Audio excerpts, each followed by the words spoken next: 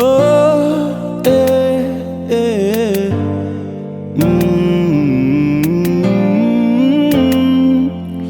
gbogbo ojú bá rí kọ́ sóhun lẹ́nu ó sọ.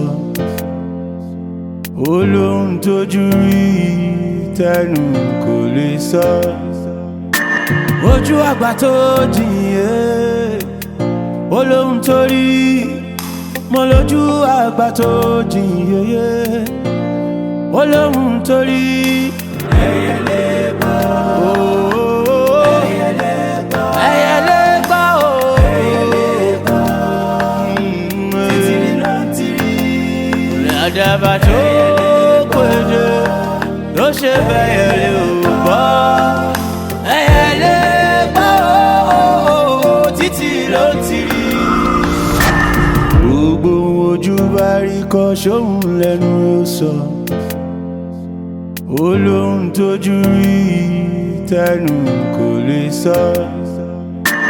Ojú àgbà tó jìnyẹ olóhùn tó rí. Ọ̀rẹ́, kí ló ń ṣe nípa? Why you like this?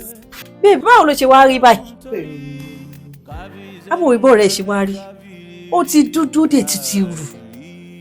Kí ló tó fẹ́ parẹ́ babe? Lórí ọ̀rọ̀ yà bí mi.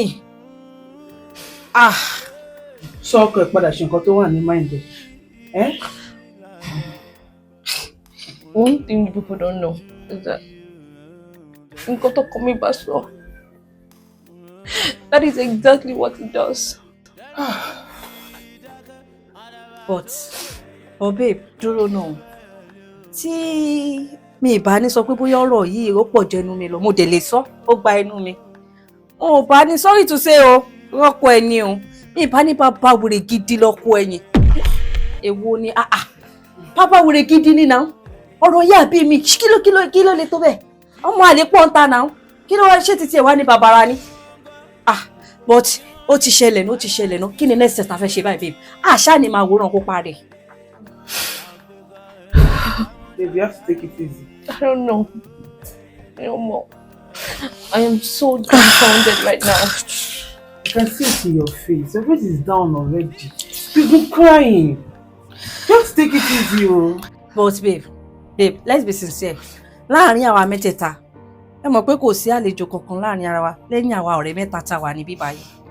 Tí n bá sọ̀rọ̀ nsìn, especially you, torí ìwọ ló ń bá kẹ́. Wàá máa sọ pé ẹnu mi ti mú jù, mo lè sọ̀rọ̀ jù, mo bẹ́ẹ̀ jù. Tẹ̀mí ìwà láàárín èmi àti ọmọ pò tọrọ ni mò ń bá sọ. Ẹ mọ̀ pò tọrọ ni mò ń sọ, pò tọrọ korò. Ó má ṣì máa sọ mi ní dákẹ́. Because question tí mo ṣe ń béèrè lọ́wọ́ ọ̀rẹ́ wa yìí àti wọ́gọ́ fún ara ẹ̀ ní tí èèyàn fún mi láǹsà ẹ̀. Question mi ni wípé ní ìsìn ọ̀rẹ́ wa wà nílé ọkọ, ọmọ kì í ṣe ọmọ ọkọ ẹ̀. Mi mọ̀ bí tó ti rí. Ní sùúrù ọ̀rẹ́ mi jẹ́ kí n land. Question mi lélẹ̀, mo fẹ́ béèrè for the last time. Má bínú ọ̀rẹ́ mi tó bá hot àbò bí ẹ nínú, bọ́ kò yé mi ni. Jọ ṣé kò ṣe wípé nígbà tó ṣe ìyàwó tán, ṣé ò ṣe pé ò ń ṣàwọ̀ ẹgbẹ̀gbẹ́? Will you just shut up? That's the same thing you said the last time. Ocho, repeat it, Lenny. What is the problem? It's okay. Just leave her. Let go sorrow. Let her talk now. Let go so but so annoying. But one thing I will tell you is that àtìgbà tí ọkọ mi ti fẹ́ mi, ọkùnrin kọ́kọ́ ò gorí mi. And that's what I would say all over and over again. But you can say whatever you want to say. See, you have to take it easy. See, in every situation, there's always a solution. So you have to take it easy. Yeah? So to what jẹun? Oúnjẹ nínú nǹkan tá ń sọ yìí. Oh, see, what jẹun? You will eat. So you will not have another one to this one that is wrong with you. You will eat. See, let me go and prepare something for you. See. Come, please. Please shift. Ìwọ ló bá yé ẹ̀jẹ̀ tọrọ kú ṣòro sọ.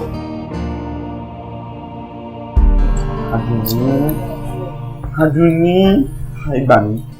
Wọ́n dé ní Nàìjíríà ní ẹ̀jíkò. Kò yé mi o, Adùnní. Ọ̀tọ̀ ni pé mo pè ẹ́. Mo message. Káṣí yóò tó máa lọ sí ìtúgbé kó wá sínú ọ́fíìsì kó wá rí mi. Tó ń sún sẹ́yìn fún mi, kí ni mo ṣe fún ẹ? Kò yé mi náà, kí ló ṣẹlẹ̀, kí ló ń sọ̀kù? Kò lè yé. Ṣé mo promise in promotion? Àbí promotion kò ló promise? Ẹnu kò fi ṣe gbogbo àárín nǹkan kan. promotion. Tó bá ń gbọ́ wẹ̀yẹn kí ló rí promotion. Wẹ̀gbẹ́ kí ló rí promotion. Wọ ara ẹ̀ kí ló rí promotion. Promotion ń bọ̀ lọ́nà. Eléyìí ni àṣekágbá promotion. Tí máa fi lè tí mo stand by ní eléyìí promotion máa jáde. Ẹ̀jẹ̀ sáà ṣe lè. Ẹnu náà ni ẹnu yóò promotion ọ̀gbọ́n àárín kankan. Èmi ò ní interest nínú ẹ̀. Àdùnní.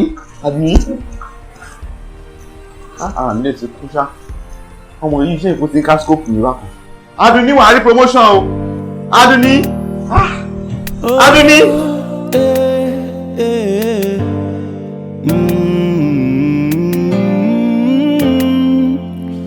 Gbogbo ojú bá rí kọ́ sóhun lẹ́nu ló sọ. Olóhùn tójú rí tẹnu kò lè sọ. Ojú àgbà tó jìnyẹ olóhùn tó rí. Mo lójú àgbà tó jìnyẹ olóhùn tó rí. Ẹyẹlé bọ̀. Uncle Jide, ẹ jọ̀ọ́, ìdí tí mo fi pè yín wá nìyẹn. Ẹ jọ̀ọ́ ìṣàánú mi. I don't want to lose my husband. Sórí ọ̀rọ̀ tó wà nílẹ̀ yìí, ọ̀rọ̀ tó lágbára ni o. Ọ̀rọ̀ yìí náà ti rò sọ́tún, ti rò sósì. Ọ̀rọ̀ yìí ní agbára gan.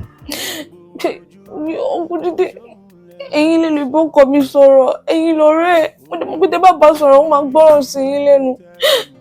Ẹ jọ̀ọ́, ẹ bá mi bá sọ̀rọ̀, ẹ jọ̀ọ́. This is not a matter about talking to your husband. Fi èmi náà sí bàtà rẹ̀ kí n mọ tó ṣe ń ta lẹ́sẹ̀. Tó bá jẹ́ pé èmi náà ni DNA ọmọ kò papọ̀ mọ́ ti ọkọ, báwo ni mo máa ṣe fi? Ọ̀rọ̀ yẹn ó ní bákan nínú o. Uncle Jide, kò sí bákan náà ọ̀rọ̀ yìí. Gbogbo nǹkan tó ṣẹlẹ̀ yìí kò yé mi náà. Kò yé mi mọ̀, Ọlọ́run nìkan ló mọ̀. Èmi mọ̀ pé gbogbo nǹkan tó pamọ́ lójú ẹ̀dá kedere ni bẹ́ẹ̀ lójú Ọlọ́run. It's only God that knows. I don't know. I have no idea. But I don't want to lose my husband. Àti wípé láti ìgbà tó kọ mi ti fẹ́ mi, ọkùnrin mi ò gorí mi. Ọkùnrin mi ò ṣì mí láṣọ. I love my husband so much. I love him so much, and I don't want to lose my hope. Ọlọ́run akọ wa mọ̀ ṣe. Owó tó bá lè jẹ́ àwọn agbèfì sínú àdúrà náà ni. I will try my best, but ọ̀rọ̀ yìí ọ̀rọ̀ tó le ni o, ọ̀rọ̀ tó le gidi gan ni. Iṣẹ́ ìgbọ̀n wọ iṣẹ́ mi ní ṣe lọ́la báyìí.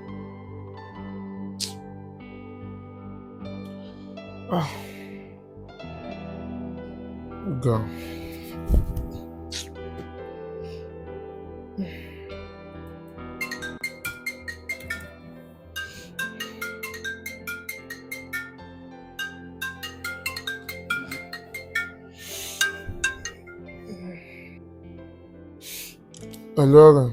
Hello ọ̀rẹ́, báwo ni? Mo wà ìwọ ńkọ́? Ọ̀rọ̀ ìyàwó ẹ̀ yẹn ni mò ń rò. Kí ló ń rò? Kí ló ṣẹlẹ̀? Mo rò sọ́tún, mo rò sósì. Mo dẹ̀ wò ní pé kò ń ṣèyàn bẹ́ẹ̀. Mi ò bá ní pé ká lọ sí hospital yẹn torí ó máa ń ṣẹlẹ̀ bẹ́ẹ̀ ní hospital ní àsìkò tó yẹ pé tó bá bímọ èèyàn bí méjì mẹ́ta tó bá bímọ ń gbà yẹn. Ara àwọn nọ́ọ̀sì yẹn gbà mí tí ò bá kò ń balẹ̀ wọ́n lè ṣèṣì pààrọ̀ àwọn ọmọ síra wọn. Ṣó máa ń ṣẹlẹ̀ bẹ́ẹ̀ ni? Ó possible náà torí ó ṣẹlẹ̀ sí neighbor mi kan níbi àdúgbò tí mò ń gbé tẹ́lẹ̀. Ọlọ́run ló ní pé kí àmì káwọn máa ń ní birthmark lára wọn. Birthmark yẹn ni wọ́n fi padà dá ọmọ wọn mọ̀. So ó jẹ́ kí a lè rò ó síbẹ̀ yẹn ká lọ sí hospital náà ká lọ bá doctor kán bá wa check record wọn bóyá wọ́n lè bá wa rí nǹkan ṣe sí. Ok, ṣé kí n máa bọ̀ ọ́ sí ni àbí báwo? Nǹkan tó ṣẹlẹ̀ ni pé mo ò ní lè ráyè léni but feelingly lọ́la ká lọ lọ́la. Alright, first thing láàárọ̀ làárọ̀ mi ló máa rí. Alright. Ó ṣe gan ọ̀rẹ́ mi. Okay na ọ̀rẹ́. Ó ṣe.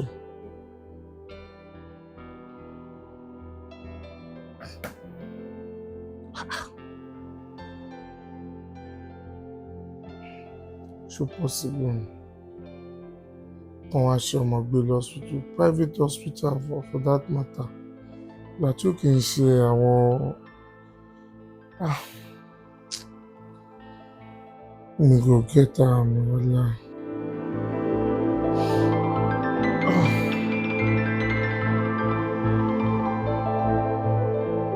Doctor. Ṣé wọ́n ní sọ? Ẹ má bínú pé àwọn disturb mi. Ṣé ìgbọ̀dọ̀ àwa fún wá important? Ṣé o sì? Mi ìdẹ̀fẹ́ wá ọ̀rẹ́ mi ni òun ló ní ká wá try láti explain fún bóyá a máa rí gbogbo ẹ̀ ṣe. Nǹkan tó ṣẹlẹ̀ ni pé ní 2016 ìyàwó mi bímọ sí bíbá.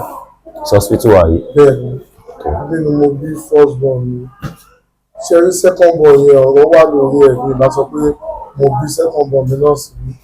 Nítorí ẹ̀ náà la ṣe wá. Kí ni mo wá lè ṣe fún yín? Nǹkan ló ṣẹlẹ̀. A ṣe DNA test àwọn ọmọ wa méjèèjì. A bá rí pé second born mi DNA test ẹ kò match mọ́tò mi.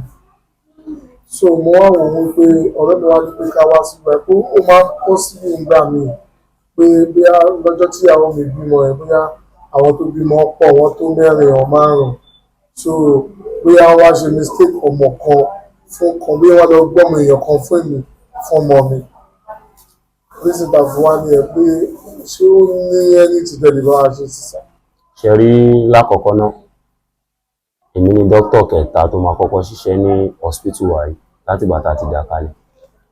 So mo dẹ̀ lè bá yín wo orí system wa ká wo gbogbo tó ṣẹlẹ̀ ń bẹ̀ láti déètì tẹ́ mú wá yẹn, but Sango la máa ti lọ wò yẹn ní head office wa lọ́hùn, kò ní jẹ́ ibi báyìí.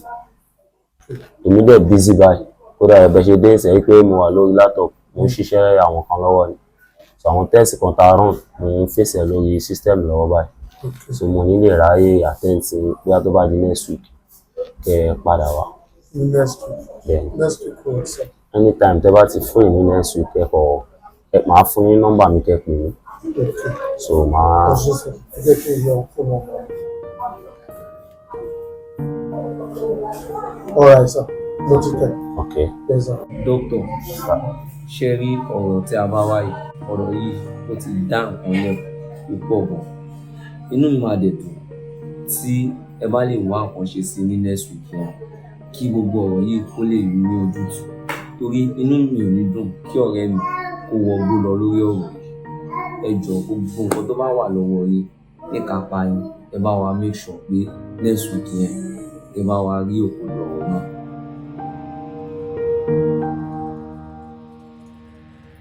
So, doctor, about the operation, I think I'm ready for the operation now. That's ready. Ká ṣe lọ́la now. Okay. But my fear is, ǹjẹ́ ẹ máa lè withstand the pain yẹn? Pain? Yeah! Operation is seriously. Kò easy kó tó láyàn lọ́bẹ. So, but the only thing tí mo lè ṣe fún yín. Thank you, sir. Way out. Òun ni pé kí n sedate yín. Ìsọ́dà kágun yín ní silocaine ní àbí kẹtẹ́là ní ìkànnì méjèèjì. Then you pass on. Tẹ́ máa fi jí báyìí àti parí nǹkan tá a fẹ́ ṣe. If that should be the case, I think that is better. I'm okay with that. Okay? Yes. So it's a deal? Yes, sir. Madam? Yes, sir. Ẹ wà okay gan-an. Ẹ wà okay gan-an. Doctor. Ẹ má jẹ́ kí n parọ́ fún yín. Yes, sir. Gbogbo ìgbà tí n bá rí yín, ọkọ mi kò máa ń rò kúrò ní ọkọ yín gbẹ́dùn gan-an. Ó ń gbẹ́dùn gan-an. Doctor, ẹ ṣé, thank you. I wish kò jẹ́ irú ìdùnnú máa ní. Àwàdà yín pọ̀. Àwàdà kọ́ ọmọ fúlẹ̀ sí ni o. Àwàdà báwo? Ọ̀dà kò sí problem, tó bá dọ̀la. It's a deal. All right, I take care. Ẹ kárí. Oh,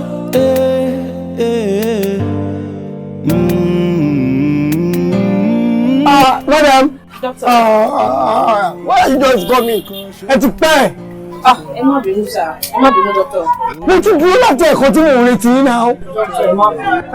Anyway, ẹ máa ní láti dúró nìyẹn o. Ẹ má dúró.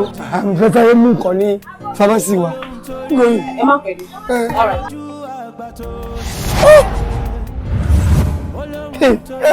Ọlọ́run dànù mi. Why is this woman intimidating me pẹ̀lú statements yìí?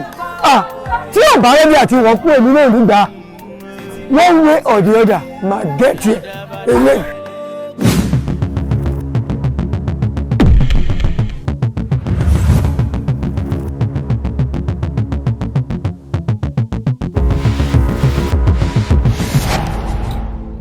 Ní gbogbo ìgbà yẹn, mo ṣáà rí i pé dókítà yẹn máa ń pọ́n mi lé gan. Bí kò máa ní mọ́mì Bọ́lá, ọkọ yẹn á máa gbádùn yín gan-an àti àwọn oríṣiríṣi ọ̀rọ̀, and I feel like ó kọ́ admire mi ni. Èmi ò mọ̀ pé èrò búburú ló wà lọ́kàn ẹ̀. Now let's talk about the operation. Ìgbà tí mo fẹ́ ṣe operation kìíní tó lé sí mi lẹ́sẹ̀ yẹn. Ó ní pé tóun bá máa ṣe operation yẹn, tí bá máa wà weak, ó máa wà very painful. But he just needs to give me some injection, and by the time tí mama carry out gbogbo operation yẹn, máa kọ́ jí, máa kọ́ rí pé everything is gone. And I feel that's even a better option. Mi ò mọ̀ pé ó tún ní another hidden agenda lọ́kàn. Ó mọ̀ pé àwọn èèyàn tó bá ní ìbàjẹ́ lọ́kàn tó máa ń ṣe, wọ́n máa ń wá way tó máa fi fún wọn ní space láti hùwà ìbàjẹ́ tó ní lọ́kàn. Wọ́n dẹ̀ mọ̀ pé ìbàjẹ́ ènìyàn kò dáṣọ lójú. Ìbàjẹ́ tó wù pẹ̀lú ẹ̀yẹn, ó dá many things sílẹ̀ tó yẹ pé Ọlọ́run ló pè wá papọ̀ padà. Ṣé wàá rí o? Gbogbo nǹkan tó ṣẹlẹ̀ yìí, dókítà yẹn máa pay fún. Ọjà tó rà yóò máa sanwó ẹ̀. Àwọn máa sanwó ẹ̀. Nǹkan tó ṣe, ó dùn mí gan, touch at me. Ó dùn mí gan. Mo ń wo CCTV camera báyìí. Omi dẹ̀ ń bọ́ lójú mi. Mi ò bínú, mo wà púpọ̀ sí fọ́tẹ̀. Everything is fine. Ṣé ọkọ rẹ̀? A dúpẹ́ f'Ọlọ́run. But ó ní ìbéèrè kan tí mo fẹ́ béèrè. Èwo tún ni? Mo fẹ́ béèrè pé báwo la ṣe máa wá ṣe tọ̀mí wá. Gbogbo nǹkan tó ṣẹlẹ̀ yìí, àárín èmi àti ẹ ló ti ṣẹlẹ̀. Pẹ̀lú àwọn ọ̀rẹ́ àtàwọn ọ̀rẹ́ mi. Anybody ò gbọ́ sí. Tí tọ̀mí wá bá dé láti school tó bá wọlé sí, my daddy ló máa pariwo. Ọmọ òun mẹ́ni tí tó ṣẹlẹ̀ láàrin wa. Mo nífẹ̀ẹ́ náà tẹ́lẹ̀. Nǹkan tó ṣẹlẹ̀ ló fà. Ṣé ọkọ rẹ̀? Láàrin mi àti ẹ. Mo adopt as my daughter. Oh, thank you so much. Kò sí wàhálà. Ṣé ọkọ mi? Thank you so much. You're welcome. God bless you. I'm so grateful. It's okay. So? Ẹ ṣé o. Yes, I prepared this for you. Thank you.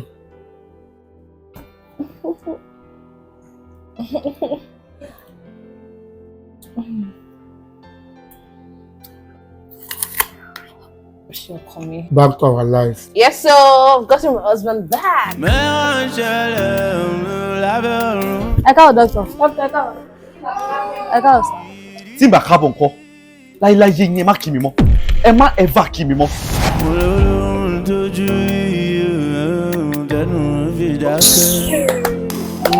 Oríṣiríṣi.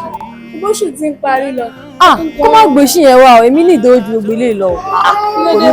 Ṣé jẹ́ gbèsè ni? Ó dìbò àjẹ gbèsè kọ́ mi nígbò sáláì tí mo ṣe. Kó má gbé àmì yẹn wá, mi ìráyè o, ta ló ráyè tiẹ̀. Ó ní kọ́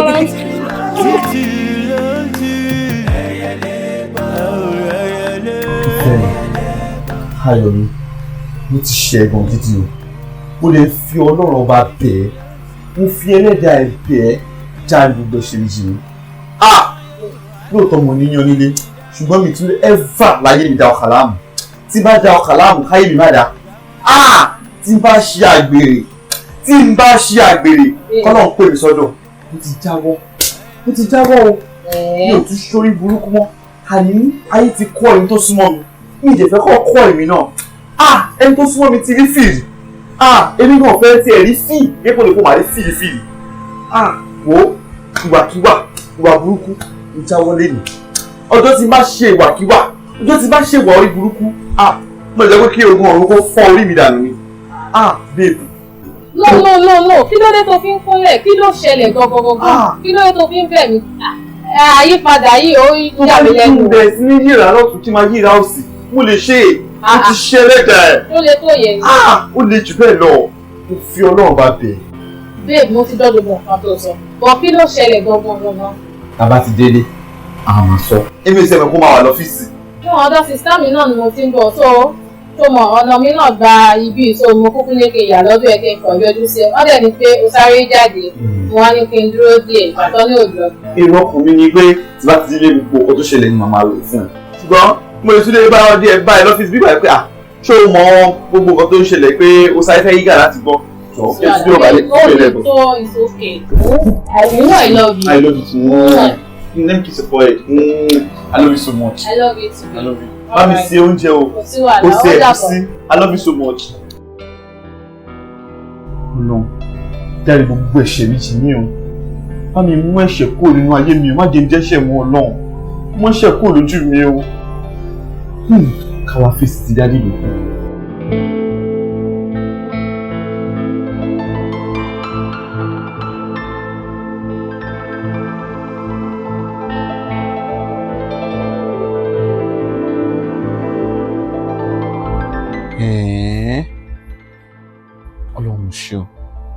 Ọlọ́run ṣe o. Ọlọ́run ló kàn ń kó mi yọ láti jọjọ́ yìí. Àṣé gbogbo ìwà tí mò ń wù láti náà ń wù. Ìwàkiwà ká máa bá patient sùn, ká máa bá nọ́ọ̀sì sùn, ká máa bá òṣìṣẹ́ abẹ́yàn sùn.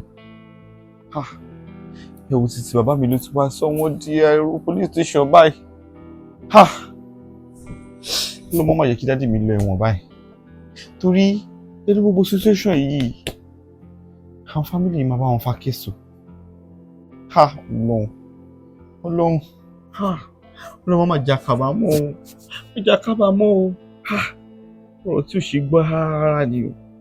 Dáàdì fẹ́ ṣe operation fún yàn. Ẹ dẹ̀ mú ẹnìyẹn. Ẹ fún lóògùn. Ẹ bá ní nǹkan papọ̀.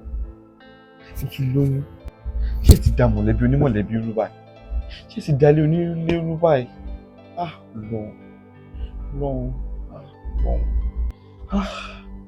Màá ní ti lọ́ọ̀yà o. Lọ́ọ̀yà tó bá wà bona fide. Mọ kí ni ìwádìí ẹ̀rín kí lọ́ọ̀yà ẹjọ́ wo lọ́ọ̀yà fẹ́ rò lọ́ọ̀yà kan fẹ́ gbowó jẹ ni. Màá ní lọ́ọ̀yà náà ṣá kí dáàdi má lọ ṣẹ̀wọ̀n.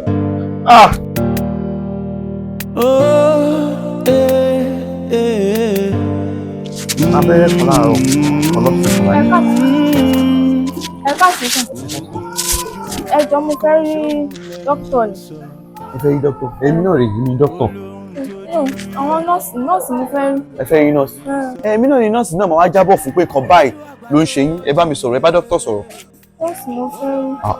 Ẹ rí dókítà. Ṣé ìjẹ́ pé àwọn nọ́ọ̀sì mi ń fún yín lógún ọ̀fẹ́ àbọ̀ ń fún yín nǹkan ọ̀fẹ́? Mo kàn fẹ́ rí wọn ni. Ẹ fẹ́ rí wọn? Ẹ rí mi ní láti ṣe everybody tú. Ẹ rí mi, kí ló ṣẹlẹ̀? Kí ni ẹ má kọ ẹnu bọ̀ mí lẹ́nu, kí lẹ ló ṣe yín? Ẹ fẹ́ tọ̀? Infection. Mo máa ń sọ ẹ̀yin ọkùnrin ojúkọ lọ́kọ kìíní sí bá tí ń ṣe fine ẹlòmíà ní slim beauty lòun láìkè slim onímọ̀ pé káwọ́ gbá àrùn gbogbo abẹ́bẹ̀ yẹn ẹ pẹ̀lẹ́ nàkọ́ DJ play me the music ẹ pẹ̀lẹ́ nurse ẹ̀dọ́nà èlò ni ó wà lọ́wọ́ yín gan-an. 250,000 ni. 250,000? Bẹ́ẹ̀ni. Ẹ fẹ́ treat infection? Bẹ́ẹ̀ni. Ó mi fẹ́. Nọ́ọ̀sì kan bẹ́ẹ̀ yẹn. Nọ́ọ̀sì kan bẹ́ẹ̀ yẹn ni mo pè.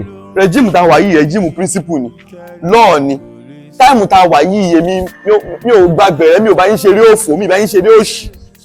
Business wise ni mo face business mi ní táìmù yìí ni. Ẹ mú wọn lọ sí wọ́ọ̀dù kẹ́ fún wọn lómi. Ẹ tẹ̀lé àǹtí. kí ló dé tẹ̀ fún àwọn lọ́wọ́ ṣọ́ ní iṣẹ́ ọ̀sán pé àwọn wá donate kidney àbí wọ́n sọ pé kidney kan jábọ́ nu kidney wọn. Hello.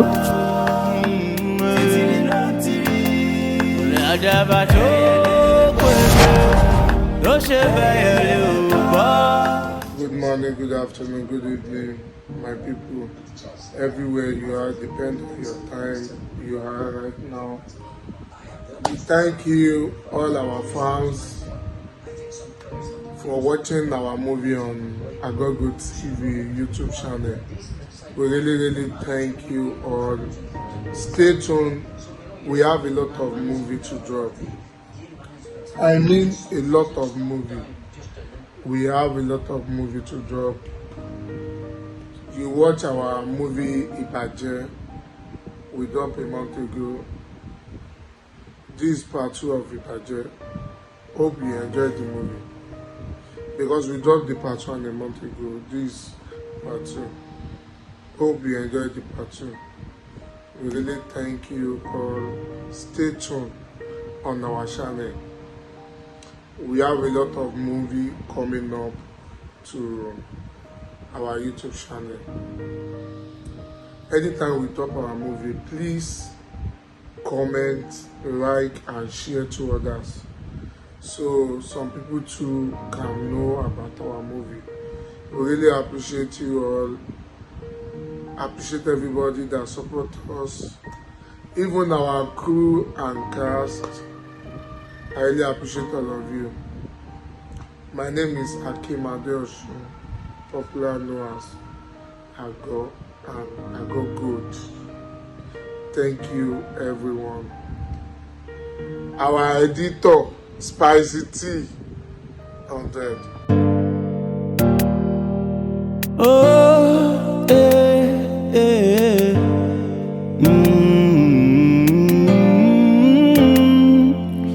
Gbogbo ojú bá rí kọ́ sóhun lẹ́nu ó sọ.